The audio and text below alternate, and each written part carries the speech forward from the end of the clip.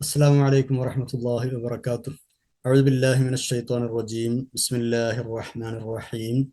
الحمد لله الحمد لله الحمد لله رب العالمين. اللهم صل على سيدنا محمد وعلى آل سيدنا مولانا محمد. رب اشرح لي صدري ويسر لي أمري واحلل عقدة من لساني يفقه قولي. أعوذ بكلمات الله التامة من كل شيطان وهامة ومن كل عين لامة ولا حول ولا قوة إلا بالله العلي العظيم. ബഹുമാന്യരായ മുഅ്മിനീങ്ങളെ മുഅ്മിനാത്തുകളെ, പരിശുദ്ധ ഖുർആനിലെ 199 പേജാണ് ഇന്ന് റൈഹാൻ ഖുർആൻ ക്ലാസ്സിൽ നമുക്ക് പഠിക്കാനുള്ളത്. അല്ലാഹു തആല നമ്മുടെ ഈ സംഗമം സ്വാലിഹായ അമലായി ഖബൂൽ ചെയ്യട്ടെ. നമ്മൾ ദുആ ചെയ്യാൻ കടപ്പെട്ട എല്ലാ ആളുകൾക്കും, പ്രത്യേകിച്ച് നമ്മുടെ മാതാപിതാക്കൾ, ഉസ്താദുമാർ, മുഫസ്സിരിങ്ങൾ, പണ്ഡിതന്മാർ, ഇത് കേൾക്കുന്നവർ, പഠിക്കുന്നവർ, റെഫർ ചെയ്യുന്നവർ, ഇതിനോട് അധ്വാനിക്കുന്നവർ, നമ്മുടെ ദുആ കൊണ്ട് വസിയ്യത്ത് ചെയ്തവർ, ഭക്ഷണം സ്നേഹിച്ചവർ, എല്ലാവർക്കും അല്ലാഹു തആല രണ്ട് ലോകത്തും ഖൈർ പ്രദാനം ചെയ്യട്ടെ. ആമീൻ യാ റബ്ബൽ ആലമീൻ. നമ്മൾ ആദ്യമായി 199 പേജിന്റെ പാരായണമാണ് നിർവഹിക്കുന്നത്. അഊദു ബില്ലാഹി മിനശ് ശൈത്വാനിർ റജീം. യാ അയ്യുഹൻ നബിയ്യു ജാഹിദിൽ കുഫാറ വൽ മുനാഫിഖീന വഗ്ലുദ് അലൈഹിം മഅവാഹും ജഹന്നം വബിഅ്സൽ മസീർ. يحلفون بالله ما قالوا ولقد قالوا كلمة الكفر وكفروا بعد إسلامهم وهموا بما لم ينالوا وما نقموا إلا أن أغناهم الله ورسوله من فضله فإن يتوبوا يك خيرا لهم وإن يتولوا يعذبهم الله عذابا أليما في الدنيا والآخرة وما لهم في الأرض من ولي ولا نصير.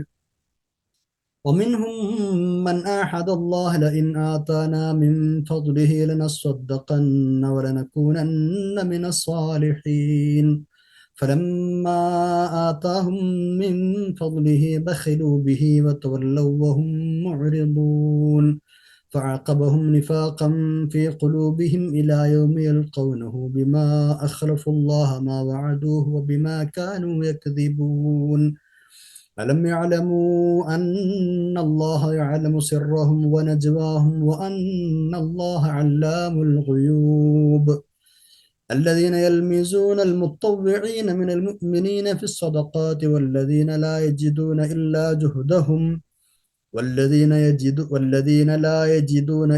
جهدهم فيسخرون منهم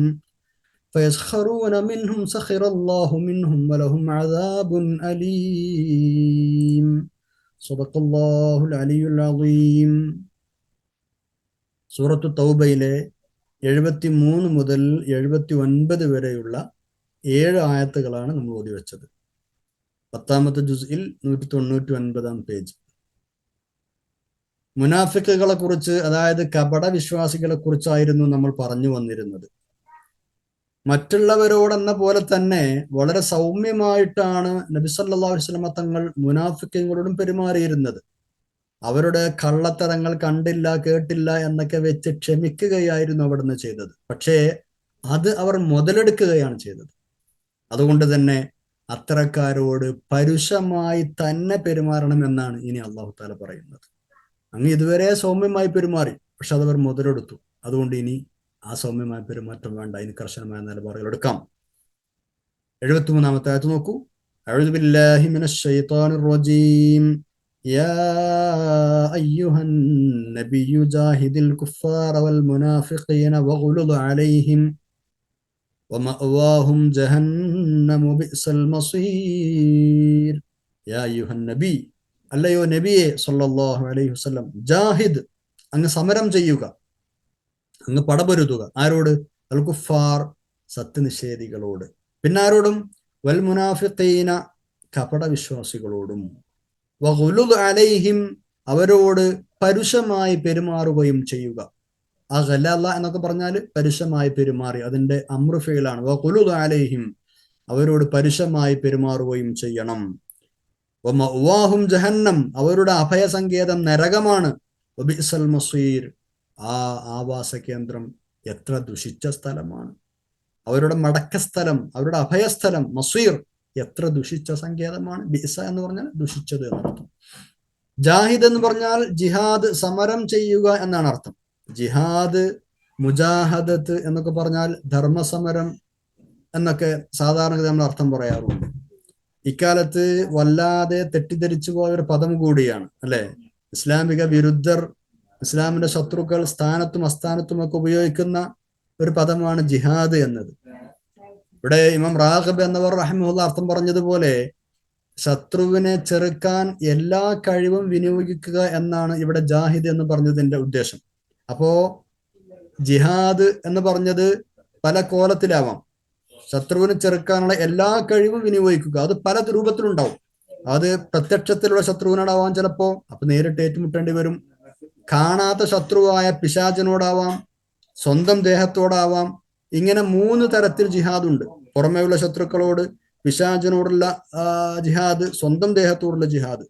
അതുപോലെ തന്നെ ആയത്തുകളും ഹദീസുകളൊക്കെ ഉദ്ധരിച്ച് ദേഹം കൊണ്ട്, സമ്പത്ത് കൊണ്ട്, കൈ കൊണ്ട്, നാവ് കൊണ്ട് ഇങ്ങനെയൊക്കെ ജിഹാദ് ഉണ്ടാകും എന്നും മഹാനവറുകൾ കാണിക്കുന്നുണ്ട്. അപ്പൊ ജിഹാദുകൾ പല ടൈപ്പാണ്. നമ്മളെ ശരീരം കൊണ്ട്, നമ്മുടെ കൈ കൊണ്ട്, നാവ് കൊണ്ട്, നമ്മുടെ ചിന്ത കൊണ്ട്, ഇങ്ങനെയൊക്കെ ഉണ്ട്. സന്ദർഭത്തിനനുസരിച്ച് അത് മാറും. അപ്പൊ എന്തു മനസ്സിലായി?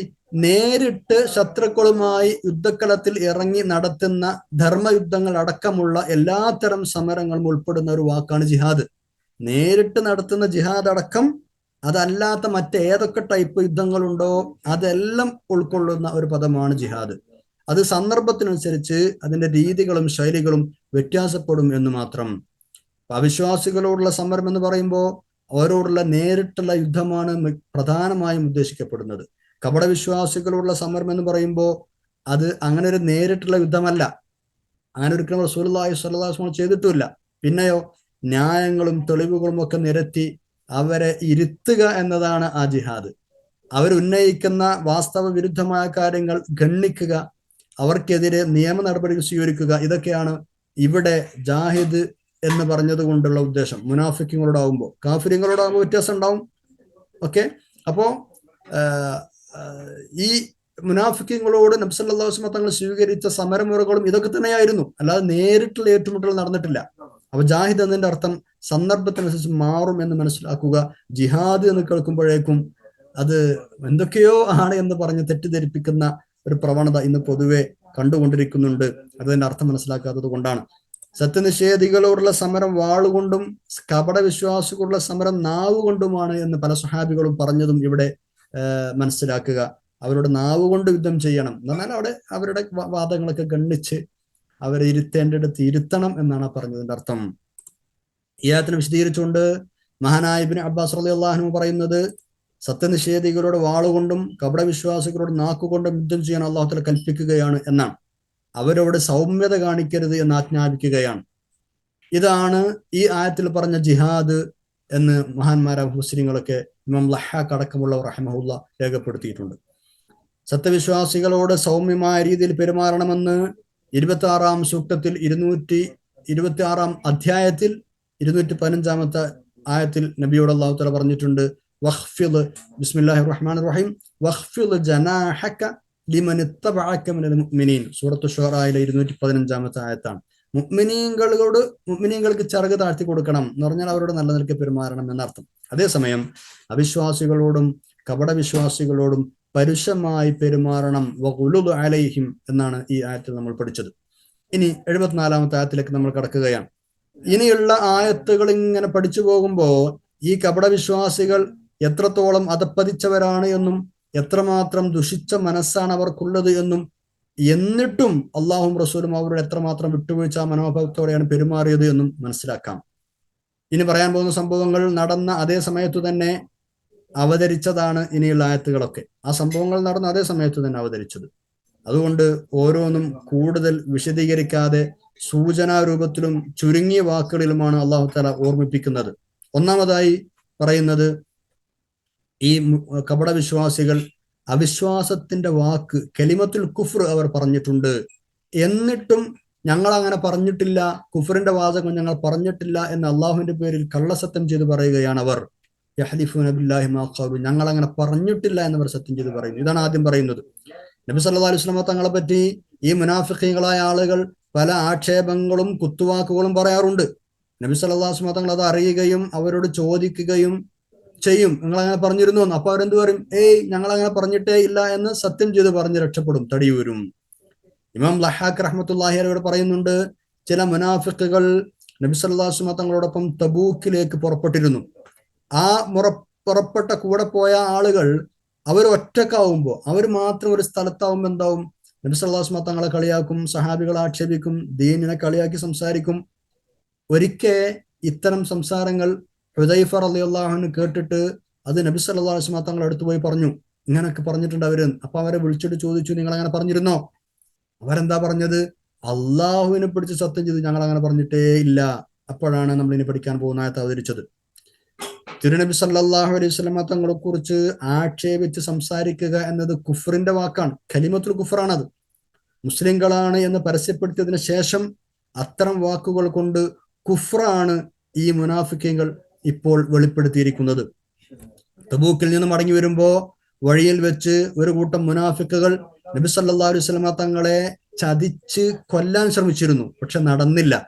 അതിനെപ്പറ്റിയാണ് ഇനി നമ്മൾ പഠിക്കുന്ന ആയത്തിൽ വഹമ്മു ബിമാലം യനാലു, അവർക്ക് ചെയ്യാൻ കഴിയാത്തത് ചെയ്യാൻ അവർ ആലോചിച്ചു എന്ന് പറയുന്നത്.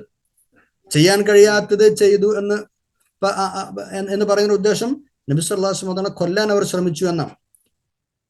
ഈ സംഭവം ഇമാം ബുഖാരി, ഇമാം ബൈഹഖി എന്നിവർ വിശദമായി റിപ്പോർട്ട് ചെയ്യുന്നുണ്ട്.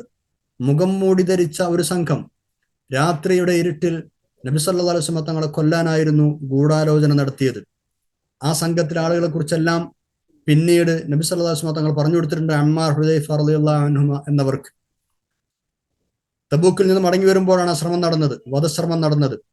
നബി സല്ലല്ലാഹു അലൈഹി വസല്ലം തങ്ങളെ വധിക്കുക എന്നത് ഒരിക്കലും അവർക്ക് സാധ്യമാവാത്ത കാര്യമാണ്. അല്ലെങ്കിലും എത്രമാത്രം കടുത്ത നന്ദികേടാരെയാണ് കാണിക്കുന്നത്. നബി സല്ലല്ലാഹു അലൈഹി വസല്ലം തങ്ങൾ മദീനയിൽ ചെല്ലുന്ന കാലത്ത് ഇവർ പറ്റേ ദരിദ്രരായിരുന്നു, ഒന്നും കയ്യിലില്ലാത്ത ആളുകളായിരുന്നു അവർ, ഒന്നിനും വകയില്ലാത്ത ആളുകൾ. അതിനുശേഷമല്ലേ നബി സല്ലല്ലാഹു അലൈഹി വസല്ലം തങ്ങൾ വന്നതിന് ശേഷമല്ലേ അവർക്ക് ഗനീമത്ത് കൊടുത്തത്, മറ്റു മുതലുകളും സക്കാത്തിന്റെ കാര്യങ്ങളൊക്കെ വിതരണം ചെയ്തത്, അങ്ങനെ അവർക്ക് അന്തസ്സും ഐശ്വര്യവും ഉണ്ടായത്. ഇതല്ലേ നബി സല്ലല്ലാഹു അലൈഹി വസല്ലം അവരോട് ചെയ്തിട്ടുള്ളൂ. ഇതിലപ്പുറം എന്താ ചെയ്തത്? ഇതൊരു തെറ്റാണോ? ഇതൊരു കുറ്റമാണോ? അല്ല. എന്നിട്ടും പിന്നെയും എന്തിനാണ് തിരുനബി സല്ലല്ലാഹു അലൈഹി വസല്ലം തങ്ങളെയും ഇസ്ലാമിനെയും അവർ ആക്ഷേപിക്കുന്നത്? ഇതൊക്കെ കടുത്ത മഹാപാതകങ്ങളല്ലേ? അതേസമയം എന്തൊക്കെ മഹാപാതകങ്ങൾ ചെയ്തവരാണെങ്കിലും, എത്ര വലിയ തെറ്റ് ചെയ്തവരാണെങ്കിലും തൗബ ചെയ്ത് മടങ്ങുവാൻ ഇനിയും അവർക്ക് അവസരമുണ്ട് എന്നാണ് അല്ലാഹു തആല പറയുന്നത്. അങ്ങനെ തൗബ ചെയ്ത് മടങ്ങുകയാണ് നല്ലത്. അല്ലാത്ത പക്ഷം രണ്ട് ലോകത്തും ശിക്ഷ നേരിടേണ്ടി വരും, ആരും സഹായത്തിനുണ്ടാവുകയുമില്ല. ഇവിടെ വെച്ചുള്ള ശിക്ഷ എന്താണെന്ന് വ്യക്തമാണ്. അതായത് സത്യനിഷേധം വെളിപ്പെടുത്തിയാൽ മറ്റ് സത്യനിഷേധികളോട് എന്ത് നിലപാടാണോ സ്വീകരിക്കുന്നത് അതേ നിലപാട് ഇവരോടും അല്ലാഹു തആല എടുക്കും. പരലോക ശിക്ഷ പിന്നെ പറയാനുമില്ല, നരകാഗ്നി തന്നെയാണ് അവർക്ക് ലഭിക്കാനുള്ളത്. ഇതാണ് അടുത്ത ആയത്തിലുള്ളത്. ഇൻഷാ അല്ലാഹ് 74-ാമത്തെ ആയത്ത് പഠിക്കാം. അഊദു ബില്ലാഹി മിനശ് ശൈത്വാനിർ റജീം. يحلفون بالله ما قالوا ولقد قالوا كلمة الكفر وكفروا بعد إسلامهم وهموا بما لم ينالوا وما نقموا إلا أن أغناهم الله ورسوله من فضله فإن يتوبوا يك خيرا لهم وإن يتولوا يعذبهم الله عذابا أليما في الدنيا والآخرة وما لهم في الأرض من ولي ولا نصير. യഹ്ലിഫൂന ബില്ലാഹ്, യഹ്ലിഫൂന അവർ സത്യം ചെയ്തു പറയും, ബില്ലാഹി അള്ളാഹുവിനെ പിടിച്ച് സത്യം ചെയ്തു പറയും. എന്ത്? മാ ഖാലു അവർ അങ്ങനെയൊന്നും പറഞ്ഞിട്ടില്ല എന്ന്. നേരത്തെ നമ്മൾ പല സംഭവങ്ങളും പറഞ്ഞല്ലോ. റസൂലുള്ളാഹി സ്വല്ലല്ലാഹു അലൈഹി വസല്ലം തങ്ങൾ അവർ വിളിച്ചു ചോദിക്കുമ്പോൾ അവർ പറയും ഞങ്ങൾ അങ്ങനെയൊന്നും പറഞ്ഞിട്ടില്ല. അപ്പൊ യഹ്ലിഫൂന ബില്ലാഹി അവർ അള്ളാഹുവിനെ പിടിച്ച് സത്യം ചെയ്യും. എന്ത്? മാ ഖാലു അവർ അങ്ങനെ പറഞ്ഞിട്ടില്ല. പക്ഷേ വലഖദ് ഖാലു കലിമത്തുൽ കുഫ്ർ അവർ സത്യനിഷേധത്തിന്റെ പദം ഉച്ചരിക്കുക തന്നെ ചെയ്തിട്ടുണ്ട്. വലഖദ് ഖാലു കലിമത്തുൽ കുഫ്രി വകഫറു ബഅദ ഇസ്ലാമിഹിം അവർ ഇസ്ലാം സ്വീകരിച്ചതിന് ശേഷം കാഫിര്യങ്ങളായിട്ടുമുണ്ട്. വകഫറു അവർ അവിശ്വസിക്കുകയും ചെയ്തിട്ടുണ്ട്. ബഅദ ഇസ്ലാമിഹിം അവർ ഇസ്ലാം സ്വീകരിച്ചതിന് ശേഷം. വഹമ്മു ബിമാ ലം യനാലു അവർ നേടാനാവാത്തതിനെ കുറിച്ച് ആലോചിക്കുകയും ചെയ്തിട്ടുണ്ട്. വഹമ്മു അവർ ആലോചിക്കുകയും ചെയ്തിട്ടുണ്ട്. ബിമാ ലം യനാലു അവർക്ക് നേടാനാകാത്തതിനെ പറ്റി ആലോചിക്കുകയും ചെയ്തിട്ടുണ്ട് എന്ന് പറഞ്ഞാൽ, നമ്മൾ നേരത്തെ പറഞ്ഞ സംഭവം റസൂലുള്ളാഹി സ്വല്ലല്ലാഹു അലൈഹി വസല്ലം തങ്ങളെ ചതിച്ച് കൊലപ്പെടുത്താൻ ശ്രമിച്ച സംഭവമാണ് ഉദ്ദേശം. ആട്ടെ, വമാ നഖമൂ ഇല്ലാ അൻ അഗ്നാഹുമുല്ലാഹു വറസൂലുഹു മിൻ ഫളി. ഇത്രയൊക്കെ ദ്രോഹം നബി സല്ലല്ലാഹു അലൈഹി വസല്ലം തങ്ങളോടും ഇസ്ലാമിനോടും ചെയ്യാൻ എന്താണ് അവരെ പ്രേരിപ്പിച്ചത്? എന്ത് തെറ്റാണ് അവരോട് നബി ചെയ്തത് സല്ലല്ലാഹു അലൈഹി വസല്ലം? ആകെ ചെയ്തത് എന്താ? അവർ ദരിദ്രരായിരുന്ന ആ അവസ്ഥയിൽ നിന്ന് അവരെ അന്തസ്സുള്ളവരാക്കി മാറ്റി, വനീമത്തും മറ്റ് സമ്പത്തൊക്കെ കൊടുത്തിട്ട് അവരെ ഉഷാറാക്കി മാറ്റി എന്നതല്ലാതെ എന്ത് തെറ്റാണ് ചെയ്തത്? വമാ നഖമൂ മിൻഹും വമാ നഖമൂ ഇല്ലാ അൻ അഗ്നാഹുമുല്ലാഹു വറസൂലുഹു മിൻ ഫളി. അള്ളാഹും അവന്റെ റസൂലും അള്ളാഹുവിന്റെ അനുഗ്രഹത്തിൽ നിന്ന് അവർക്ക് ഐശ്വര്യം നൽകി എന്നതല്ലാതെ അവരുടെ വിരോധത്തിന് മറ്റൊരു കാരണവുമില്ല തന്നെ. ഒമാനക്കമു അവരിങ്ങനെ ഈ വിരോധത്തിന്റെ കാരണം, ഒമാനക്കം അവർ വിരോധം കാണിച്ചിട്ടില്ല, അവർ ഈ ഒരു ദേഷ്യം കാണിച്ചിട്ടില്ല, ഈ ക്രോധം കാണിച്ചിട്ടില്ല. ഇല്ലാ അൻ അഗ്നാഹുമുല്ലാഹു, അള്ളാഹു അവർക്ക് ഐശ്വര്യം നൽകി എന്നതല്ലാത്തൊരു കാരണം കൊണ്ട്, വറസൂലുഹു അള്ളാഹു അവന്റെ റസൂലും അവർക്ക് ഐശ്വര്യം നൽകി എന്നതല്ലാത്തൊരു കാരണം കൊണ്ട്. എന്നാൽ വേറൊരു കാരണം അവർക്ക് ഈ വിരോധം കാണിക്കാനില്ല. ഈ ഒരു കാരണം മാത്രമേ ഉള്ളൂ. ഇതാണെങ്കിൽ ഒരു കാരണവുമല്ല. മിൻ ഫദ്ലിഹി, അള്ളാഹുവിന്റെ ഔദാര്യത്തിൽ നിന്ന് അള്ളാഹു അവരെ അഗ്നിയാക്കളാക്കി അവർക്ക് ഐശ്വര്യം നൽകി എന്നതല്ലാതെ ഈ വിരോധം കാണിക്കാൻ വേറൊരു കാരണം അവിടെ കാണില്ല, വേറൊരു കാരണവുമില്ല. തന്റെ ഔദാര്യം കൊണ്ട് അള്ളാഹും അവന്റെ ദൂതനും ഐശ്വര്യവാന്മാരാക്കി അവരെ എന്നത് മാത്രമാണ് അവരുടെ ക്രോധത്തിനു കാരണം, അവരുടെ ദേഷ്യത്തിനു കാരണം, അവരുടെ വിരോധത്തിനു കാരണം. അതാണ് വമാനക്കമു ഇല്ല അന്നഹുമുല്ല എന്നതിന്റെ ആശയം. അതൊരു തെറ്റല്ലതാനും. നമ്മൾ അങ്ങനെ പറയില്ലേ, ഇതല്ലാതെ വേറെ എന്ത് തെറ്റാടാ ഞാൻ നിന്നോട് ചെയ്തത് നമ്മൾ ചോദിക്കൂലേ? ആ ഒരു ശൈലിയാണ് ഇവിടെ. ആ ചെയ്തത് തെറ്റല്ല, പക്ഷെ ആ സംസാരത്തിന്റെ ആ വിഷയത്തിന്റെ തീവ്രത സൂചിപ്പിക്കാൻ വേണ്ടി ഉപയോഗിക്കുന്ന ഒരു ശൈലിയാണ്. ഒമാനക്കമു ഇല്ലാ നഗനാഹുമുല്ല. ഇങ്ങനെ അവരെ ഐശ്വര്യവാന്മാരാക്കി എന്നത് മാത്രമാണ് അവരുടെ ദേഷ്യത്തിന് കാരണം, അവരുടെ കോപത്തിന്. നക്കമു എന്നൊക്കെ പറഞ്ഞാൽ അവർ നക്കമ എന്ന് പറഞ്ഞാൽ കോപിച്ചു, ദേഷ്യപ്പെട്ടു എന്നൊക്കെയാണ് അർത്ഥം. ഇനി അള്ളാഹു തആല പറയണേ, എത്ര വേണ്ടാത്തരങ്ങൾ ചെയ്ത ആളുകളും സാരല്ല, തൗബ ചെയ്ത് മടങ്ങുകയാണെങ്കിൽ ഞാൻ പുറത്തു കൊടുക്കും. അവർ തൗബ ചെയ്ത് മടങ്ങുകയാണെങ്കിൽ അതായിരിക്കും ഖൈറൻ ലഹും, അവർക്ക് ഏറ്റവും ഉത്തമം. അതല്ല ഇനി പിന്മാറാനാണ് താല്പര്യമെങ്കിൽ അവർ പിന്തിരിഞ്ഞു കളയുന്നുവെങ്കിലോ യുഅദ്ദിബുഹുമുല്ലാഹു, അള്ളാഹു അവരെ ശിക്ഷിക്കും. അദാബൻ അലീമൻ, വേദനാജനകമായ ശിക്ഷ, ഫിദ്ദുനിയ വൽ ആഖിറ, ഇവിടെയും ഇഹലോകത്തും പരലോകത്തും. അമാലഹും ഫിൽ അർളി, ഭൂമിയിൽ അവർക്ക് ലഭിക്കുകയില്ല, മിൻ വലിയ്യിൻ വലാ നസീർ, ഒരു രക്ഷകനും സഹായിയും അവർക്കുണ്ടാവുകയുമില്ല. അമാലഹും ഫിൽ അർളി മിൻ വലിയ്യിൻ വലാ നസീർ, ഭൂമിയിൽ ഒരു രക്ഷകനും സഹായം അവർക്കുണ്ടാവുകയില്ല. ഭൂമിയിൽ എന്ന് പറഞ്ഞാൽ ഓരോടത്തും ഉണ്ടാവില്ല, ഭൂമി എന്നാണ് പറഞ്ഞു, ഓരോടത്തും എന്നാണ്, എവിടെയും അവർക്ക് സഹായികൾ ഉണ്ടാവില്ല, ദുന്യാവിലും ആഖിറത്തിലും ഒക്കെ. ആഖിറത്തിൽ എന്തായാലും ഉണ്ടാവില്ല. ഇനിയിപ്പോ ദുന്യാവെന്ന് ആരെങ്കിലും വിളിച്ചു കൂടെ കൂട്ടിയാൽ ഓരും സഹായത്തിന് നിൽക്കൂലെന്നർത്ഥം. യഹ്ലിഫൂന ബില്ലാഹി മാ ഖാലു വലഖദ് ഖാലു കലിമത്തുൽ കുഫ്ർ. ഈ ആയത്തിറങ്ങാൻ കാരണമായ സംഭവം ഏതാണ് എന്നതിനെ കുറിച്ച് വേറെയും അഭിപ്രായങ്ങളുണ്ട്. നബി സല്ലല്ലാഹു അലൈഹി വസല്ലമ തങ്ങള് തബൂക്കിൽ കുറെ ദിവസം താമസിച്ച ശേഷമാണല്ലോ മടങ്ങിപ്പോകുന്നത്. നമ്മൾ അന്ന് മുമ്പ് പഠിച്ചിരുന്നത്. ആ യാത്രയിൽ കൂടെയുണ്ടായിരുന്ന കപടവിശ്വാസികളിൽ നിന്ന് ആ കാലത്തിനിടയിൽ അവരുടെ തനിനിറം വ്യക്തമാക്കുന്ന പലതും സംഭവിച്ചിരുന്നു. അവയിൽ പലതിനെ പറ്റിയും ഇങ്ങനെ ആയത്തുകൾ ഇറങ്ങിയിട്ടുണ്ട്. ആ തബൂക്കിന്റെ യാത്രയുമായി ബന്ധപ്പെട്ട് കപടവിശ്വാസികൾ തനിനിറങ്ങൾ പലതും പുറത്തു ചാടിയിരുന്നു. അപ്പൊ അതുമായി ബന്ധപ്പെട്ടൊക്കെ ആയത്തുകൾ അവതരിച്ചിട്ടുണ്ട്. ഇത് സംബന്ധമായി പറയുന്ന മറ്റൊരു സംഭവം, നബി സല്ലല്ലാഹു അലൈഹി വസല്ലം തങ്ങൾ ഒരു മരത്തിന്റെ ചുവട്ടിൽ ഇങ്ങനെ ഇരിക്കുക. അപ്പോ കൂടെയുള്ള ആളുകളോട് ഇങ്ങനെ പറഞ്ഞത്രേ, പിശാചിന്റെ കണ്ണുകൾ കൊണ്ട് നിങ്ങളെ നോക്കുന്ന ഒരു മനുഷ്യൻ ഇപ്പോ നിങ്ങളുടെ അടുത്ത് വരും, അയാൾ വന്നാൽ നിങ്ങൾ അയാളോട് സംസാരിക്കരുത്. അങ്ങനെ വല്ലാതെ വൈകാതെ തന്നെ നീല കണ്ണുള്ള ഒരാൾ വന്നു എന്നാണ്. റസൂൽ സല്ലല്ലാഹു അലൈഹി വസല്ലം തങ്ങൾ അയാളെ വിളിച്ചിട്ട് ചോദിച്ചു, താനും തന്റെ ആൾക്കാരും എന്തിനാണ് എന്നെ ചീത്ത പറയുന്നത്? എന്തിനാണ് എന്നെ ചീത്ത പറയുന്നത്? ഏതായാലും അയാൾ തിരിച്ചു പോയിട്ട് തന്റെ കൂട്ടുകാരെ കൂട്ടിയിട്ട് വന്നിട്ട് അവര് റസൂലുള്ളാഹിന്റെ മുമ്പിൽ സല്ലല്ലാഹു അലൈഹി വസല്ലം സത്യം ചെയ്ത് പറയാം, ഞങ്ങൾ അങ്ങനെ ഒന്നും പറഞ്ഞിട്ടില്ല എന്ന് അള്ളാഹുവിനെ പിടിച്ച് സത്യം ചെയ്ത് പറയുകയാണ് അവർ. ആ സമയത്താണ് ഈ ആയത്ത് ഇറങ്ങിയത് എന്നും ഒരു റിപ്പോർട്ടുണ്ട്. വലഖദ് ഖാലു കലിമത്തൽ കുഫ്രി വകഫറു ബഅദ ഇസ്ലാമിഹിം. നബി സല്ലല്ലാഹു അലൈഹി വസല്ലം തങ്ങളെ പഴിക്കുകയോ ഖുർആനിനെ പരിഹസിക്കുകയോ ചെയ്തുകൊണ്ടുള്ള എല്ലാ സംസാരങ്ങളും അവിശ്വാസത്തിന്റെ പ്രതിഫലനങ്ങളാണ്. ഒക്കെ കലിമത്തുൽ കുഫ്റാണ്. നബി സല്ലല്ലാഹു അലൈഹി വസല്ലം കളിയാക്കുന്നത് കലിമത്തുൽ കുഫ്റാണ്, അല്ലെ? ഖുർആനെ പരിഹസിക്കുന്നത് കലിമത്തുൽ കുഫ്റാണ്. അതുകൊണ്ടാണ് ഈ കപട വിശ്വാസികളെ പറ്റി വകഫറു ബഅദ ഇസ്ലാമിഹിം എന്ന് അല്ലാഹു തആല പറഞ്ഞത്. അവർ ഇസ്ലാം പ്രഖ്യാപിച്ചതിന് ശേഷം അവർ വീണ്ടും സത്യനിഷേധികളായിട്ടുണ്ട്. അതേപോലെ തന്നെ ഖദ് കഫർതും ബഅദ ഈമാനിക്കും എന്ന് 66-ാം ആയത്തിൽ പറഞ്ഞതും അതാണ്. ഇസ്ലാമിനെ അംഗീകരിച്ച ശേഷം മുസ്ലിങ്ങളാണ് എന്ന് വെളിപ്പെടുത്തിയ ശേഷം അവരുടെ മനസ്സിൽ ഒളിപ്പിച്ചു വെച്ചിരുന്ന അവിശ്വാസം വാക്കിലൂടെയും പ്രവൃത്തികളിലൂടെയും പ്രകടമാക്കുകയാണ് അവർ ചെയ്യുന്നത്. വഹമ്മു ബിമാ ലം യനാലു, അവർക്ക് നേടാനാവാത്തതിനെ കുറിച്ച് അവർ ആലോചിക്കുകയും ചെയ്തിരുന്നു. ഈ സംഭവത്തെക്കുറിച്ച് നമ്മൾ നേരത്തെ പറഞ്ഞു അല്ലെ, അത് നബി സല്ലല്ലാഹു അലൈഹി വസല്ലം തങ്ങളെ വധിക്കാൻ നടത്തിയ ശ്രമമാണത്. വിശദമായി ഈ സംഭവം റിപ്പോർട്ട് ചെയ്യപ്പെട്ടിട്ടുണ്ട്. തബൂക്കിൽ നിന്ന് മടങ്ങി വരുമ്പോൾ നബി സല്ലല്ലാഹു അലൈഹി വസല്ലം തങ്ങൾ ഒരു അഖബയിലൂടെയാണ് തിരിച്ചു പോകുന്നത്. എന്നാൽ അവർ ഇടുങ്ങിയ കുന്നിൻ ചെരിവിലൂടെ ആ വഴിയിലൂടെയാണ് തിരിച്ചു പോകുന്നത്. ആ വഴിയിലൂടെ മറ്റാരും പോകരുത് എന്ന് പ്രത്യേകമായി കൽപ്പന കൊടുത്തിരുന്നു. മറ്റുള്ള ആളുകളോടൊക്കെ താഴ്വര വഴിയാണ് പോകാൻ വേണ്ടി പറഞ്ഞത്. പിന്നെ ഒരാളെ വിട്ടിട്ട് ആ വിഷയം എല്ലാവരോടും പറയാൻ വേണ്ടി നബി സല്ലല്ലാഹു അലൈഹി വസല്ലം പറഞ്ഞിരുന്നു. അതായത് പൊതുജനങ്ങൾ കൂടെയുള്ള എല്ലാവരും താഴ്വര വഴി പോകണം, ഞാൻ വരുന്ന വഴി, അതായത് ഈ ഇടുങ്ങിയ കുന്നിൻ ചെരുവിലുള്ള വഴിയിലൂടെ മറ്റാരും പോകരുത് എന്ന് പ്രത്യേകമായി പറയുകയും ചെയ്തിരുന്നു. അങ്ങനെ നബി സല്ലല്ലാഹു അലൈഹി വസല്ലം തങ്ങളും രണ്ടാളുകളും മാത്രം, ഹുദൈഫ റളിയല്ലാഹു അൻഹും അമ്മാർ റളിയല്ലാഹു അൻഹും, ഈ രണ്ടാളുകളാണ് നബിയോടൊപ്പം ഉള്ളത് സല്ലല്ലാഹു അലൈഹി വസല്ലം. അങ്ങനെ ആ 3 പേരാണ്, നബി സല്ലല്ലാഹു അലൈഹി വസല്ലം അടക്കം 3 പേരാണ് ഈ ഇടുങ്ങിയ വഴിയിലൂടെ കുന്നിൻ ചെരുവിലൂടെ തബൂക്കിൽ നിന്നും മടങ്ങി വരുന്നത്. ഇവർ ഒരാൾ ഒട്ടകത്തിന്റെ കടിഞ്ഞാൻ പിടിക്കാനും മറ്റൊരാൾ അതിനെ തെളിക്കാനുമാണ് കൂടെ നിന്നത് എന്നാണ് അതിന്റെ റിപ്പോർട്ടുകളിലുള്ളത്. ഏതായാലും രാത്രി സമയമായപ്പോ അവർ സഞ്ചരിക്കുന്നതിന്റെ പിന്നിലൂടെ മുഖം മൂടി ധരിച്ച ഒരു വാഹന സംഘം അടുത്തെത്തി എന്നാണ്.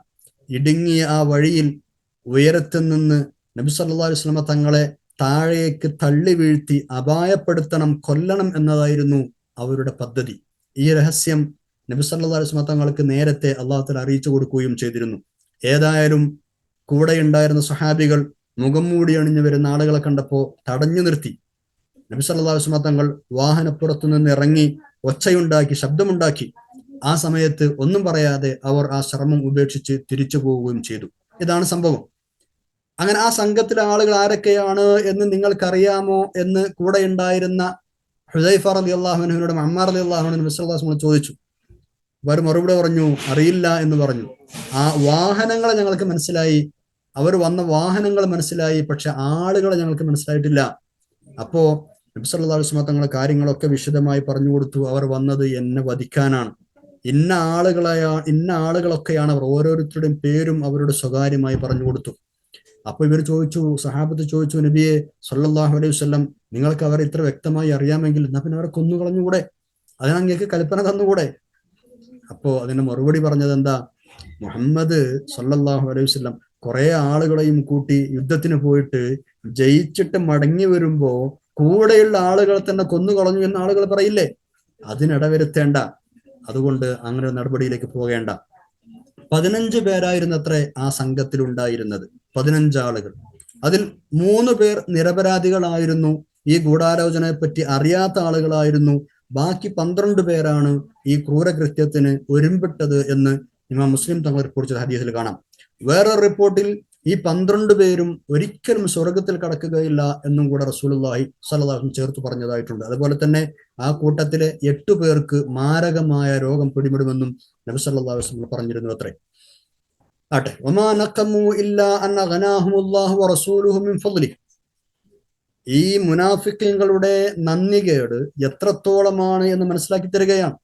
ഇത്രയൊക്കെ കടുങ്കൈ ചെയ്യാൻ, കൊല്ലാൻ ശ്രമിക്കാൻ, ഇത്രയൊക്കെ ബുദ്ധിമുട്ടുകൾ ഏൽപ്പിക്കാൻ എന്ത് ന്യായമാണ് അവർക്കുള്ളത്? എന്ത് തെറ്റാണ് അവരോട് റസൂലുള്ളാഹി ചെയ്തത് സല്ലല്ലാഹു അലൈഹി വസല്ലം? അള്ളാഹുവോ റസൂലോ സല്ലല്ലാഹു അലൈഹി വസല്ലം അവരുടെ എന്തെങ്കിലും അനീതിയോ ഉപദ്രവമോ ചെയ്തിട്ടുണ്ടോ? ഇല്ല. വല്ലതും ചെയ്തിട്ടുണ്ടെങ്കിൽ തന്നെ അത് എന്ത് മാത്രമാണ്? അള്ളാഹും റസൂലും അവർക്ക് സമ്പത്ത് കൊടുത്ത് ഐശ്വര്യം നൽകി എന്നത് മാത്രമാണ്. ഗനീമത്ത് ലഭിച്ചപ്പോ, സക്കാത്തിന്റെ സമ്പത്ത് ലഭിച്ചപ്പോ അവർക്ക് കൂടി കൊടുത്തു. അങ്ങനെ അവരുടെ ജീവിത നിലവാരം ഉയർന്നു. ഇതാണ് അള്ളാഹു റസൂലും ചെയ്തത്. അവരുടെ ജീവിത നിലവാരം ഉയർത്തി എന്നല്ലാതെ മറ്റെന്താ ചെയ്തത്? ഇതല്ലാതെ വേറെന്താണ് ചെയ്തത്? ഇതൊരു തെറ്റാണോ? ഗനീമത്തും മറ്റുമൊക്കെ അവർക്ക് മുസ്ലിങ്ങളെ പോലെ തന്നെ വീതിച്ചു കൊടുത്തിരുന്നല്ലോ. അതാണ് ഇവിടുത്തെ ഉദ്ദേശം. മുനാഫിക്കുകളാണെങ്കിലും യുദ്ധത്തിൽ നിന്ന് മറ്റൊക്കെ കിട്ടുന്ന ഗനീമത്ത് മുതലുകൾ മുസ്ലിങ്ങൾക്ക് കൊടുക്കുന്നത് പോലെ തന്നെ മുനാഫിക്കുകൾക്കും അള്ളാഹുവിന്റെ റസൂൽ വീതിച്ചു കൊടുത്തിരുന്നു സല്ലല്ലാഹു അലൈഹി വസല്ലം. വളരെ ഗുരുതരമായ ഇത്ര വലിയ നന്ദികേടും ധിക്കാരവും കാണിച്ചിട്ടും അള്ളാഹു അവരോട് പറയുന്നു നോക്കൂ, റഹ്മാനായ റബ്ബ് പറയുന്നു നോക്കൂ, ഫൈൻ യതൂബു യകു ഖൈറൻ ലഹും. അള്ളാഹുവിന്റെ കാരുണ്യം എത്രമാത്രം വിശാലമാണ്. അവസരം കൊടുക്കുകയാണ്, തൗബ ചെയ്ത് മടങ്ങി വന്നാൽ ഇനിയും ഞാൻ സ്വീകരിക്കാം, ഇല്ലെങ്കിലോ രണ്ടു ലോകത്തും കടുത്ത ശിക്ഷ തന്നെയാണ്. ഈ താക്കീത് അക്ഷരാർത്ഥത്തിൽ പുലർന്നിട്ടുണ്ട് എന്ന് റിപ്പോർട്ടുകളിൽ കാണാം, ചരിത്രത്തിൽ കാണാം. ഈ ആളുകൾ ഒറ്റപ്പെടുന്നതാണ് പിന്നീട് കണ്ടത്. മുനാഫിക്കീങ്ങളൊക്കെ ഒറ്റപ്പെട്ടു പോയി. ക്രമേണ അവരും മുസ്ലിങ്ങളും തമ്മിൽ സമ്പർക്കമില്ലാതെയായി മാറി. മുനാഫിക്കീങ്ങൾക്ക് കൂട്ടിനുണ്ടായിരുന്ന യഹൂദികൾ മദീനയുടെ പരിസരങ്ങളിൽ നിന്ന് നാട് കടത്തപ്പെട്ടു. അവിടെ ഉണ്ടായിരുന്ന മുശ്രിക്കുകളൊക്കെ മുസ്ലിങ്ങളായി മാറുകയും ചെയ്തു. പിന്നെ അവർക്ക് ആരാ കൂട്ട്? അങ്ങനെ അവസാനം ഇവർ ഒറ്റപ്പെടേണ്ടി വന്നു. ഇവരുടെ ഗതികേടുകളെ പറ്റി ഇനിയും പലതും അടുത്ത ആയത്തുകളിലേക്ക് വരുന്നുണ്ട്. 75 76 ആയത്തുകളിലേക്ക് കടക്കാം. ആയത്ത് പഠിച്ചതിന് ശേഷം പറയാം ഇൻഷാ അല്ലാഹ്. അഊദു ബില്ലാഹി മിനശ് ശൈത്വാനിർ റജീം. ومنهم من عاهد الله لئن آتانا من فضله لنصدقن ولنكونن من الصالحين فلما آتاهم من فضله بخلوا به وتولوا وهم معرضون. ومنهم ഈ മുനാഫിക്കുകളുടെ കൂട്ടത്തിലുണ്ട് മൻ ചില ആളുകളുണ്ട്, ആഹദല്ലാഹ അള്ളാഹുവിനോട് ഉടമ്പടി ചെയ്ത ആളുകളുണ്ട്, കരാർ ചെയ്ത ആളുകളുണ്ട്. എന്താണ് കരാറ്? ലൈനാത്താന അവൻ ഞങ്ങൾക്ക് നൽകുകയാണെങ്കിൽ, മിൻ ഫദ്ലിഹി അള്ളാഹുവിന്റെ ഔദാര്യത്തിൽ നിന്ന് അള്ളാഹു ഞങ്ങൾക്ക് തരികയാണെങ്കിൽ, എന്ന് പറഞ്ഞാൽ ഞങ്ങൾക്ക് സമ്പത്ത് തരികയാണെങ്കിൽ, ലനസ്വദ്ദഖന്ന തീർച്ചയായും ഞങ്ങൾ സ്വതക്ക ചെയ്യാം, തീർച്ചയായും ഞങ്ങൾ ദാനം ചെയ്യാം, വലനകൂനന്ന തീർച്ചയായും ഞങ്ങൾ ആയി മാറുകയും ചെയ്യാം, മിനസ്സാലിഹീൻ സ്വാലിഹീങ്ങളിൽ ഉൾപ്പെട്ടവരാവുകയും ചെയ്യാം. ഇങ്ങനെ അള്ളാഹുവിനോട് കരാർ ചെയ്ത ആളുകൾ അവരുടെ കൂട്ടത്തിലുണ്ട്. എന്താ കരാറ്? ഞങ്ങൾക്ക് പൈസ കിട്ടിയാല്, സമ്പത്ത് കിട്ടിയാല് ഞങ്ങൾ നല്ലോണം സ്വതക്ക കൊടുക്കാം, മാത്രമല്ല ഞങ്ങൾ സ്വാലിഹീങ്ങളുടെ കൂട്ടത്തിൽ പെടുകയും ചെയ്യാം. എന്നിട്ട് എന്താ സംഭവിച്ചേ? അതാണ് 76 പറയുന്നത്. ഫലമ്മാ ആതാഹും മിൻ ഫദ്ലിഹി അങ്ങനെ അള്ളാഹുത്തആല അവർക്ക് നൽകിയപ്പോ, മിൻ ഫദ്ലിഹി അള്ളാഹുവിന്റെ ഫദ്ലിൽ നിന്ന് സമ്പത്ത് അവർക്ക് നൽകിയപ്പോ, ബഖിലൂ ബിഹി അതുകൊണ്ട് അവർ പിശുക്കി, ആ സമ്പത്ത് പിശുക്കി വെച്ചു. സ്വതക്ക ചെയ്യാന്ന് പറഞ്ഞ് നേരെ ഉൾട്ട തിരിഞ്ഞു, അവർ മറിഞ്ഞു, അവർ പിശുക്കി. വതവല്ലൗ അവർ തിരിഞ്ഞു കളഞ്ഞു, പിന്തിരിഞ്ഞവർ, വഹും മുഅ്രിദൂൻ അവഗണിച്ച് പിന്തിരിയുകയും ചെയ്തു. വതവല്ലൗ അവർ പിന്തിരിഞ്ഞു പോയി, വഹും മുഅ്രിദൂൻ അവഗണിക്കുന്നവരായിട്ട്. അപ്പോ അതുവരെ പറഞ്ഞ വർത്താനം ഓർമ്മല്ല എന്നർത്ഥം. ഈ ആയത്തിന്റെ അവതരണ പശ്ചാത്തലം സംബന്ധിച്ച് വിവിധ അഭിപ്രായങ്ങളുണ്ട്. പൊതുവെ പറയപ്പെടുന്ന ഒരു സംഭവം, സഅലബത്ത് ബിനു ഹാത്തിബ് എന്നൊരു അൻസാരി, അദ്ദേഹം നബി സല്ലല്ലാഹു അലൈഹി വസല്ലം അടുക്കൽ വന്നിട്ട് ദുആ ചെയ്യാൻ വേണ്ടി പറഞ്ഞു, നബിയെ സല്ലല്ലാഹു അലൈഹി വസല്ലം എനിക്ക് സമ്പത്ത് വേണം, സമ്പത്ത് ഉണ്ടാവണം, പൈസ ഉണ്ടാവണം. അപ്പോ നബി സല്ലല്ലാഹു അലൈഹി വസല്ലം പറഞ്ഞു, വേണ്ട സാലബ, നിനക്ക് ശുക്ർ ചെയ്യാൻ കഴിയുന്ന ചുരുങ്ങിയ സ്വത്താണ് ശുക്ർ ചെയ്യാൻ കഴിയാത്ത ഒരുപാട് സ്വത്തിനേക്കാൾ നല്ലത്. അതുകൊണ്ട് ഇപ്പോഴുള്ളത് പോരെ, അതങ്ങനെ നടന്നാ പോരെ, അതിന് നിനക്ക് നന്ദി ചെയ്യാൻ കഴിയുന്നുണ്ടല്ലോ. നന്ദി ചെയ്യാൻ കഴിയുന്ന ചെറിയ സമ്പത്താണ് നന്ദി ചെയ്യാൻ കഴിയാത്ത വലിയ സമ്പത്തിനെ ഖൈർ എന്ന് പറഞ്ഞ് നിരുത്സാഹപ്പെടുത്തി നബി സല്ലല്ലാഹു അലൈഹി വസല്ലം. പക്ഷേ സാലബ വിട്ടില്ല. അയാൾ വീണ്ടും വീണ്ടും റസൂലിനോട് ആവർത്തിച്ച് സല്ലല്ലാഹു അലൈഹി വസല്ലം ആവശ്യപ്പെട്ടു ദുആ ചെയ്തു തരാൻ. എന്നിട്ട് പറഞ്ഞു, അള്ളാഹു എനിക്കാണ് സമ്പത്ത് നൽകിയാൽ ഞാൻ അതിൽ നിന്ന് സ്വതക്ക കൊടുക്കും, എല്ലാ അവകാശപ്പെട്ട ആളുകൾക്കും അവകാശങ്ങൾ ഞാൻ കൊടുക്കും. ഇതൊക്കെ സത്യം ചെയ്ത് പറഞ്ഞു അള്ളാഹുവിന്റെ മുമ്പിൽ, അള്ളാഹുവിന്റെ റസൂലിന്റെ മുമ്പിൽ വെച്ച് സല്ലല്ലാഹു അലൈഹി വസല്ലം. അപ്പോ നിർബന്ധം മൂലം നബി സല്ലല്ലാഹു അലൈഹി വസല്ലം ദുആ ചെയ്തു. ദുആ ചെയ്താൽ പിന്നെ സ്വീകരിക്കാതിരിക്കൂലല്ലോ. സാലബത്ത് മുതലാളിയായി മാറുന്നതാണ് പിന്നീട് കണ്ടത്. ആദ്യം ഒരാട് വാങ്ങി. അന്നത്തെ സമ്പത്ത് അങ്ങനെയാണ്, ആട് മാട് ഒട്ടകങ്ങളാണ് അന്നത്തെ സമ്പത്ത്. ഒരാടാണ് ആദ്യം വാങ്ങിയത്. ആ ആട് പെറ്റുപെരുകി. എങ്ങനെ പെറ്റുപെരുകിയെന്ന് കിതാബുകളിൽ കാണാം. പുഴുക്കൾ ഉണ്ടാകുന്നത് പോലെ എന്നാണ്. പുഴുക്കൾ എങ്ങനെയാണ് പെറ്റുപെരുകുക? ഒരുപാടുണ്ടാവില്ലേ എന്നതുപോലെ ഇദ്ദേഹത്തിന്റെ ആട് സമ്പത്ത് കൂടിക്കൂടി വന്നു. അദ്ദേഹത്തിന് അതുവരെ ഉണ്ടായിരുന്ന സ്ഥലം ആടുകളെ കൊള്ളാതെയായി. അങ്ങനെ മദീന നഗരിയുടെ പുറത്ത് പിന്നെ അദ്ദേഹം പുതിയ മേച്ചിൽപ്പുറങ്ങൾ തേടി മദീനയുടെ പ്രാന്തപ്രദേശങ്ങളിലേക്ക് പോയി അവിടെ താവളമടിച്ചു. അതിനകം തന്നെ ആടുമാടുകൾ ഇങ്ങനെ കൂടുകയാണ്, എണ്ണം കൂടുകയാണ്. സാലബത്തിൽ മാറ്റം വരാൻ തുടങ്ങിയിരുന്നു. സാലബത്തിന്റെ സ്വഭാവം ഇതോടൊപ്പം മാറ്റം വരാൻ തുടങ്ങിയിരുന്നു. ളുഹറും അസറും മാത്രം ജമാഅത്തെ നിസ്കരിക്കാൻ അയാൾക്ക് കഴിഞ്ഞുള്ളൂ. ബാക്കിയുള്ളതൊക്കെ മലഞ്ചെരിയിൽ വെച്ച് നിസ്കരിക്കും. ളുഹറും അസറും മാത്രം പള്ളിയിൽ വരും, ബാക്കിയൊക്കെ ആടുകളൊപ്പം മലഞ്ചെരിയിൽ വെച്ച് നിസ്കരിക്കും. ആടുകൾ പിന്നെയും പെറ്റുപെരുകി. സാലബക്ക് തിരക്ക് കൂടിക്കൂടി വന്നു, ബിസിനസ് കൂടിക്കൂടി വരാൻ. ഇപ്പോ ആളാകെ മാറി, ജുമാക്ക് മാത്രമേ പള്ളി പോവുള്ളൂ. നേരത്തെ ളുഹറിനും അസറക്കും പോയിരുന്നു, ഇപ്പോ ജുമുഅക്ക് മാത്രമേ പള്ളിയിൽ പോവുള്ളൂ. പിന്നെ അങ്ങോട്ട് പോയപ്പോ ജുമുഅയും മുടങ്ങി. മദീനയിലേക്ക് പോകാൻ സമയം കിട്ടാതെയായി. എന്താ മദീനയിലെ വിവരങ്ങൾ എന്ന്, വിശേഷങ്ങൾ എന്ന് ആ വഴിയിലൂടെ കടന്നു പോകുന്ന യാത്രക്കാരായ ആളുകൾ ചോദിച്ച് അറിയലാണ് അദ്ദേഹം ചെയ്യുക. അവരോട് അന്വേഷിക്കും എന്തൊക്കെയാണ് മദീനയിലെ വിവരങ്ങൾ. പിന്നെ ക്രമേണ ആളുകളിൽ നിന്ന് പറ്റേ ഇയാൾ അകന്നു. ആടുകളുടെ കൂടെ എപ്പോഴും ജീവിക്കാൻ തുടങ്ങി. കാരണം അത്രയും സമ്പത്തുണ്ട്, അതിനെ നോക്കി നടത്തണം.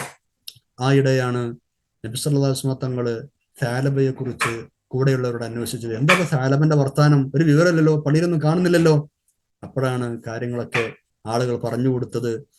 നബി സല്ലല്ലാഹു അലൈഹി വസല്ലം പറഞ്ഞു, കഷ്ടം സാലബ, നിന്റെ കാര്യം കഷ്ടം തന്നെ. ആദ്യമേ പറഞ്ഞിരുന്നു നബി സല്ലല്ലാഹു അലൈഹി വസല്ലം തങ്ങൾ, വേണ്ട സാലബ, സ്വത്ത് വേണ്ട എന്ന്. പക്ഷേ അത് കേട്ടില്ല. ഇപ്പൊ സ്വത്തുണ്ടായപ്പോ ആകെ പിടുത്തം വിട്ട പോലെയായി.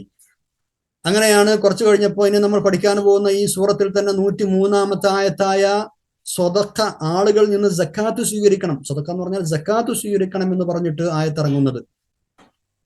ഖുദ് മിൻ അംവാലിഹിം സ്വതക്കത്തൻ തുതഹിറുഹും വതുസക്കിഹിം ബിഹാ വസല്ലി അലൈഹിം ഇന്ന സ്വലാത്തക സക്കനുൽ ലഹും വല്ലാഹു സമീഉൻ അലീം. ജനങ്ങളുടെ സമ്പത്തിൽ നിന്ന് താങ്കൾ സക്കാത്ത് വാങ്ങുക എന്ന ആയത്ത് എന്ന കൽപ്പന വന്നു. അപ്പോ സാലബയുടെ അടുത്തേക്ക് നബി സല്ലല്ലാഹു അലൈഹി വസല്ലം തങ്ങൾ രണ്ടാളുകളെ പറഞ്ഞയച്ചു. എന്തിന്? സക്കാത്ത് വാങ്ങാൻ വേണ്ടി. ഈ രണ്ടാളുകൾ അദ്ദേഹത്തിന് അടുത്ത് ചെന്നപ്പോ അദ്ദേഹം ചോദിക്കുക, സക്കാത്തോ? എന്തായി സക്കാത്ത്? അതൊരു ടാക്സ് അല്ലേ, അതൊരു ജിസിയയല്ലേ, അതൊരു കപ്പമല്ലേ? ഞാനും തരൂല എന്നാണ് എൻ്റെ അർത്ഥം. സക്കാത്ത് നിർബന്ധ സക്കാത്ത് അള്ളാഹുവിന്റെ കൽപ്പനപ്രകാരം വാങ്ങാൻ ചെന്നതാ. ഇയാൾ ആദ്യം എന്താ പറഞ്ഞിരുന്നത്? എനിക്ക് സമ്പത്ത് കിട്ടിയാൽ ഞാൻ സദക്ക ചെയ്യാം, അങ്ങനാക്കാം അവകാശങ്ങൾ കൂടെ എല്ലാം പറഞ്ഞാളാ. ഇപ്പൊ പറയാ സക്കാത്ത് വാങ്ങാൻ വന്നപ്പോ എന്ത് സക്കാത്ത്? അതൊരു കപ്പം തന്നെയല്ലേ, അല്ലെങ്കിൽ ഒരു മിനി കപ്പമല്ലേ, എന്നെ കിട്ടൂല എന്ന് പറഞ്ഞു. ചുരുക്കത്തിൽ അയാൾ സക്കാത്ത് കൊടുത്തില്ല. അപ്പോഴാണ് അയാളെ സംബന്ധിച്ച് ഇപ്പൊ നമ്മൾ പഠിച്ച ഈ ആയത്ത് അവതരിച്ചത്. സാലബത്ത് വിവരം അറിഞ്ഞു.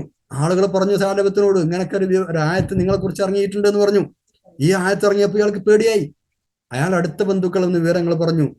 അയാൾക്ക് തോന്നി ഞാൻ ഒറ്റപ്പെട്ടു പോയി, ഇനി രക്ഷയില്ല. ഉടനെ തന്നെ അയാൾ സക്കാത്തുമായിട്ട് റസൂലുള്ളാഹി സ്വല്ലല്ലാഹു അലൈഹി വസല്ലം തങ്ങളുടെ സന്നിധിയിൽ വന്ന് മദീനയിലേക്ക് വന്നിട്ട് ഇതെന്റെ സക്കാത്താണ്, സ്വീകരിക്കണമെന്ന് അപേക്ഷിച്ചു. പക്ഷേ സമയം കഴിഞ്ഞു പോയിരുന്നു. അവിടുന്ന് പറഞ്ഞു, റസൂലുള്ളാഹി സ്വല്ലല്ലാഹു അലൈഹി വസല്ലം മറുപടി പറഞ്ഞു, ഇനി നിന്റെ സക്കാത്ത് സ്വീകരിക്കരുത് എന്ന് അള്ളാഹു എന്നോട് കൽപ്പിച്ചിട്ടുണ്ട്, അതുകൊണ്ട് വേണ്ട. തിരിച്ചുപോയി. അദ്ദേഹം സങ്കടത്തിലായി. റസൂലുള്ളാഹി സ്വല്ലല്ലാഹു അലൈഹി വസല്ലം വഫാത്തിന് ശേഷം അബൂബക്കർ റളിയല്ലാഹുവിന്റെ കാലത്തും ഇയാൾ സക്കാത്ത് കൊടുക്കാൻ ശ്രമിച്ചു. അബൂബക്കർ റളിയല്ലാഹു വാങ്ങിയില്ല. ഉമർ റളിയല്ലാഹുവിന്റെ കാലത്ത് കൊടുക്കാൻ ശ്രമിച്ചു, വാങ്ങിയില്ല.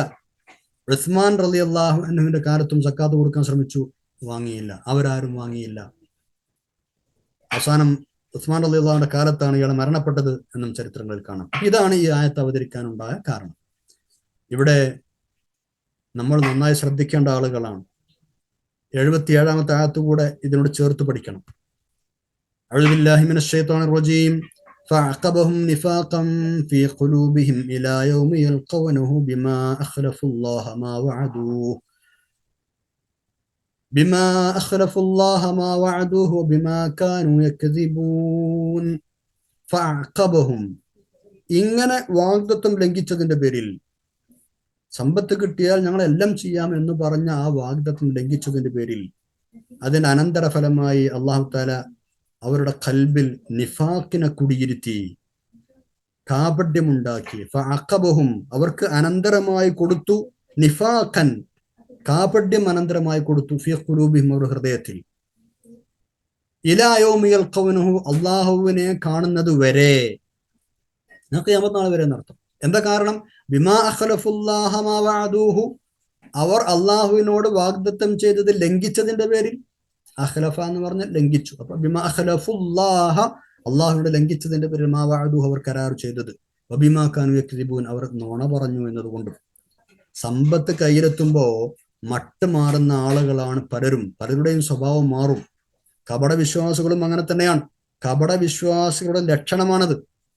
ഈ ഒരു പ്രത്യേക സാഹചര്യം മുനാഫികളെ സംബന്ധിച്ചിടത്തോളം വലിയ നാശത്തിന് വഴിയൊരുക്കിയെന്നാണ്. അതായത് അന്ത്യനാൾ വരെയും അല്ലാഹു തആല അവരുടെ ഹൃദയങ്ങളെ കാപട്യത്തിൽ അടിയുറപ്പിച്ചു നിർത്തി.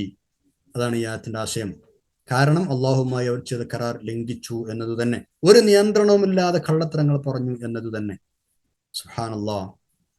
78-ാമത്തെ ആയത്ത് കൂടെ ഇതിനോട് കൂടി ചേർത്ത് പഠിക്കണം. ഇങ്ങനൊരു കാപട്യം അഭിനയിക്കുന്നത് കൊണ്ട് സത്യത്തിൽ അവർക്ക് എന്തെങ്കിലും നേട്ടമുണ്ടോ? ഒരു നേട്ടവുമില്ല. അങ്ങനെ എന്തെങ്കിലും നേട്ടമുണ്ടെന്ന് അവർക്ക് പോലും വിശ്വാസമില്ല.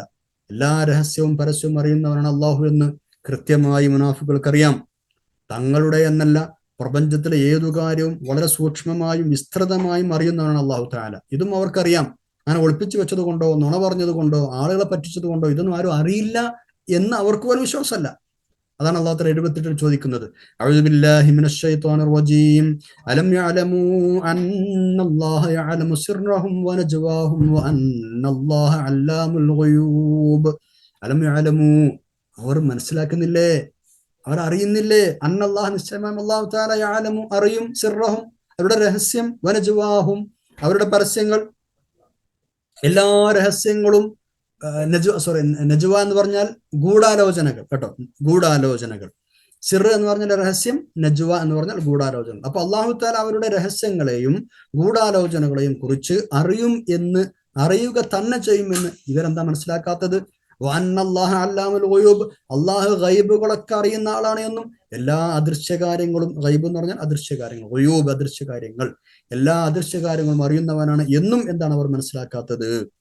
ഇത്രയും ആയത്തുകൾ പഠിച്ചു കഴിഞ്ഞപ്പോ നമുക്ക് എന്ത് തോന്നി? എന്താ നമ്മളെ നിലപാട്? ഈ ആയത്തുകളൊക്കെ ആരെക്കുറിച്ച് ഇറങ്ങിയതാണെങ്കിലും ഈ സ്വഭാവം കാണിക്കുന്ന എല്ലാവർക്കും ബാധകമാണ് ഈ താക്കീത്. നബി സല്ലല്ലാഹു അലൈഹി വസല്ലമയുടെ കാലം തൊട്ട് ഇന്ന് വരെ ഇത്തരം ആളുകളുണ്ട്. കുറെ പൈസ കിട്ടിയാൽ, സൗകര്യങ്ങൾ ലഭിച്ചാൽ, ബിസിനസ് കൂടിയാൽ അതിന്റെ മുമ്പ് പറയും അങ്ങനെ ചെയ്യാം ഇങ്ങനെ ചെയ്യാം എന്നൊക്കെ പറയും. എന്നിട്ട് അതിനു വേണ്ടി ദ്വാ ചെയ്യിപ്പിക്കും, ദ്വാ അർപ്പിക്കും. എന്താ ഉദ്ദിഷ്ടകാര്യം നേടിയാലോ അതൊക്കെ മറക്കും, പിന്നെ ആ വഴിക്കേ ആളുണ്ടാവില്ല, അല്ലെ? കപടവിശ്വാസികളുടെ ലക്ഷണങ്ങളായി നബി സല്ലല്ലാഹു അലൈഹി വസല്ലം തങ്ങൾ എണ്ണിയിട്ടുള്ള 3 കാര്യങ്ങളും, അതായത് പറഞ്ഞ നുണ പറയാ, സംസാരിച്ച നുണ പറയുള്ളൂ, വാഗ്ദത്വം ലംഘിക്കുക, വിശ്വാസവഞ്ചന ചെയ്യുക. ഇത് മുനാഫിക്കിന്റെ ലക്ഷണമാണ്. നമ്മൾ ആ കൂട്ടത്തിൽ പെട്ടുപോകരുത്. നമ്മൾ നമ്മളെ കുറിച്ച് തന്നെ ആത്മപരിശോധന നടത്തണം. ഇവിടെ സമ്പത്ത് കയ്യിൽ വരുമ്പോ, കച്ചവടം കൂടുമ്പോ, വരുമാനം കൂടുമ്പോ, ബിസിനസ് വർദ്ധിക്കുമ്പോ, ഇബാദത്തുകൾക്കോ മറ്റോ ഒക്കെ സമയം കിട്ടാതാകാറുണ്ടോ? അങ്ങനെ ചില ആളുകളുണ്ട്. എന്താ ചെയ്യാ, പള്ളിയിൽ വരാൻ സമയമല്ല, ഖുർആൻ ഓതാൻ സമയമല്ല, ബിസിനസ് കൂടി, കടയിൽ ആളില്ല, തിരക്കാണ്. അങ്ങനെ സംഭവിക്കാറുണ്ടോ? മുമ്പ് ചെയ്ത അമലുകളൊന്നും ഇപ്പൊ ബിസിനസ് കൂടിയപ്പോ ചെയ്യാൻ പറ്റാതാവുന്നുണ്ടോ? അല്ലേ? അതല്ലെങ്കിൽ എനിക്ക് അങ്ങനെ കിട്ടിയാൽ ഞാൻ ഇങ്ങനെ ചെയ്യാം, ഇത്ര പൈസ കിട്ടിയാൽ, ഇത്ര കച്ചവടത്തിൽ വരുമാനം ഉണ്ടായാൽ, ലാഭം ഉണ്ടായാൽ അങ്ങനെ ചെയ്യാം ഇങ്ങനെ ചെയ്യാന്നൊക്കെ പറഞ്ഞിട്ട് അത് ഉണ്ടായതിന് ശേഷം പിന്നെ അത് മറന്നു കളയുന്ന സ്വഭാവമുണ്ടോ? ഉണ്ടെങ്കിൽ ശ്രദ്ധിക്കണം. മുനാഫിക്കുള്ള ലക്ഷണമാണ്. ഈ പറയപ്പെട്ട എല്ലാ ശിക്ഷകളും അവർക്കും ബാധകമാണ്. ഈ താക്കീതുകളൊക്കെ ബാധകമാണ്. പലരും അങ്ങനെ പറയുന്നത് കേട്ടിട്ടുണ്ട്. എല്ലാ നല്ല മജ്ലിസുകളിലും സദസ്സുകളിലും പങ്കെടുത്തിരുന്ന പല ആളുകളും പിന്നീട് കുറെ കാലത്തേക്ക് കാണാതാവുമ്പോ അവർ കാരണങ്ങൾ നിരത്തുന്നത് ഇങ്ങനെയൊക്കെയാണ്. ബിസിനസ് സംബന്ധമായ തിരക്കുകളാണ് അവർക്ക്.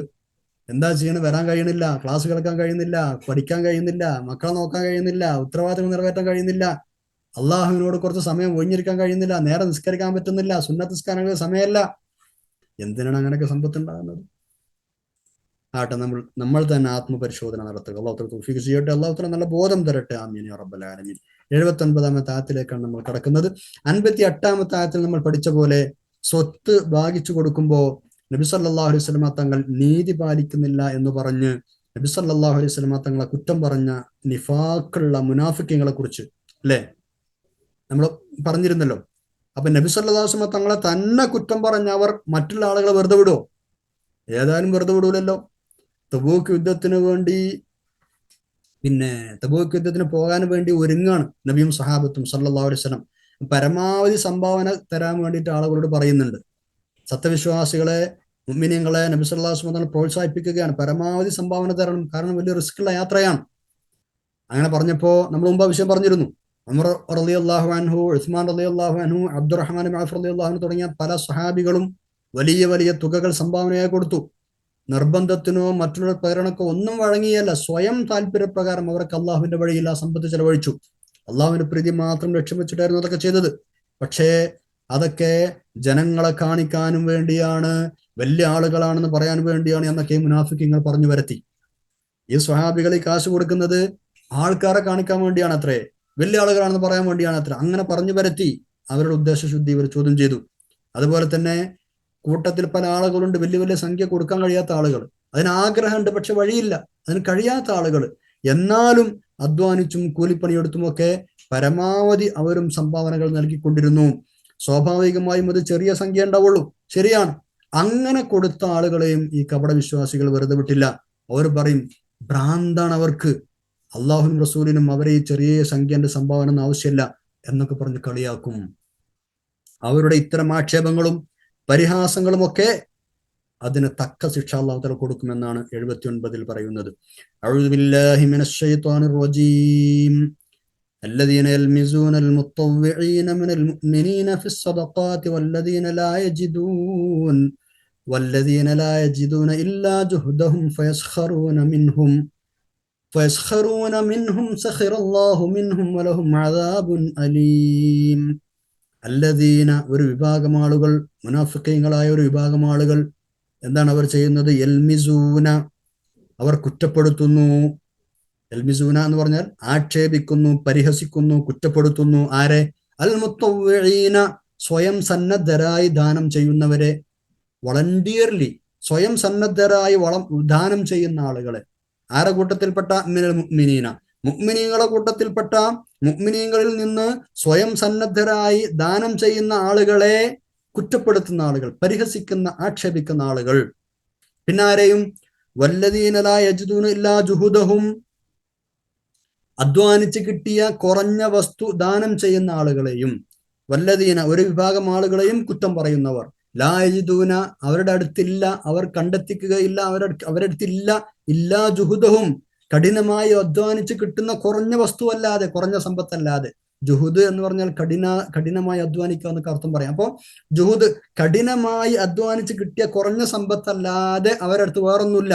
അങ്ങനെയുള്ള ആളുകളെയും ഇവർ ആക്ഷേപിക്കുന്നു എന്ന് പറയാൻ നേരത്തെ നമ്മൾ പറഞ്ഞല്ലോ, പൈസ ഇല്ലാത്ത ആൾക്കാർ എന്നാലും അധ്വാനിച്ചിട്ട് ഉള്ളത് കൊണ്ടുപോയി സംഭാവന ചെയ്യുന്ന ആളുകൾ. വല്ലദീന ലാ യജിദൂന ഇല്ലാ ജുഹുദഹും, അധ്വാനിച്ചു കിട്ടിയ കുറഞ്ഞ വസ്തു ദാനം ചെയ്യുന്നവരെയും അവർ ആക്ഷേപിക്കുന്നു എന്നാണ്. സ്വന്തം തൊഴിലല്ലാതെ മറ്റൊന്നും കയ്യിലില്ലാത്തവർ എന്നർത്ഥം. സ്വന്തം തൊഴിലല്ലാതെ മറ്റൊന്നും കയ്യിലില്ലാത്തവർ, അതാണ് ലാ യജിദൂന ഇല്ലാ ജുഹുദഹും എന്നർത്ഥം. ആ തൊഴിലേ അവരുടെ കയ്യിലുള്ളൂ, ആ തൊഴിലിൽ നിന്ന് കിട്ടിയ ചെറിയ സാധനങ്ങൾ അവർക്ക് കൊടുക്കാൻ കഴിയുന്നുള്ളൂ എന്നർത്ഥം. അങ്ങനെ യൽമിസൂന, അങ്ങനെ പരിഹസിക്കുന്ന ആളുകൾ, ആക്ഷേപിക്കുന്ന ആളുകൾ, ഫയസ്ഖറൂന മിൻഹും, അങ്ങനെ അവരെ പരിഹസിക്കുകയാണ്, അവർ ആക്ഷേപിക്കുന്നു. യൽമിസൂന എന്ന് പറഞ്ഞാൽ ആക്ഷേപിക്കുന്നു, കുറ്റപ്പെടുത്തുകയും, ഫയസ്ഖറൂന മിൻഹും അവർ അവരെ പരിഹസിക്കുകയും ചെയ്യുന്നു.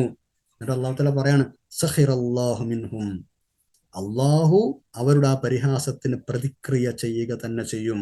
അതാണ് എൻ്റെ അർത്ഥം. അള്ളാഹു അവരെ പരിഹസിച്ചിരിക്കുന്നതിന്റെ വാക്കർത്ഥം. അള്ളാഹു അവരെ പരിഹസിച്ചിരിക്കുന്നു എന്ന് പറഞ്ഞാൽ അള്ളാഹു അവരുടെ പരിഹാസത്തിന് പ്രതിക്രിയ ചെയ്യും. വലഹും അദാബുൻ അലീം, അവർക്ക് വേദനാജനകമായ ശിക്ഷ ഉണ്ടാവുകയും ചെയ്യും. പ്രതിക്രിയ ചെയ്യുമെന്ന് പറഞ്ഞാൽ അവരുടെ പരിഹാസത്തിനുള്ള പ്രതിഫലം അള്ളാഹു നൽകും എന്നർത്ഥം. അള്ളാഹു നമ്മളെ കാത്തു രക്ഷിക്കട്ടെ, ആമീൻ. ഇത്രയുമാണ് ഇന്നത്തെ ക്ലാസ്സിൽ പഠിക്കാനുള്ളത്. ദുആ ചെയ്ത് പിരിയാം ഇൻഷാ അല്ലാഹ്. അൽഹംദുലില്ലാഹി റബ്ബിൽ ആലമീൻ. അല്ലാഹുമ്മ സ്വല്ലി അലാ സയ്യിദിനാ മുഹമ്മദിൻ വഅലാ ആലി സയ്യിദിനാ മൗലാനാ മുഹമ്മദ്. അള്ളാഹു ഞങ്ങൾ പറഞ്ഞതും കേട്ടതും ഒക്കെ സ്വാലിഹായ അമലായി സ്വീകരിക്കണം തമ്പുരാനെ. നിഫാഖ്, മുനാഫിക്കുകളുടെ ഒരു സ്വഭാവവും ഞങ്ങളുടെ സ്വഭാവത്തിൽ വരാതെ നീ കാത്തു രക്ഷിക്കണം തമ്പുരാനെ. ഞങ്ങൾ ചെയ്തു പോയ തെറ്റുകളൊക്കെ മാഫാക്കി തരണേ അള്ളാഹ്. പരിശുദ്ധ ഖുർആൻ നിന്റെ ഇൽമ് ആഫിയത്തോട് കൂടി ഇഖ്ലാസോട് ഒരുപാട് കാലം ഖിദ്മത്ത് ചെയ്യാൻ അവസരം നൽകണം തമ്പുരാനെ.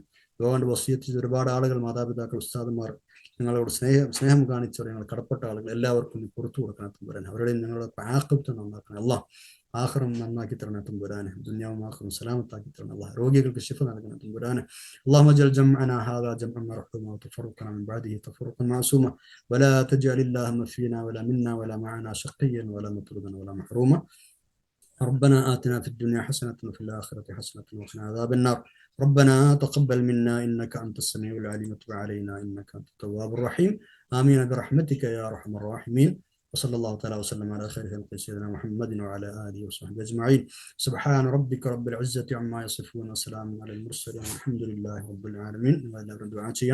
سبحانك اللهم وبحمدك أشهد أن لا إله إلا أنت أستغفرك وأتوب إليك. والسلام عليكم ورحمة الله وبركاته.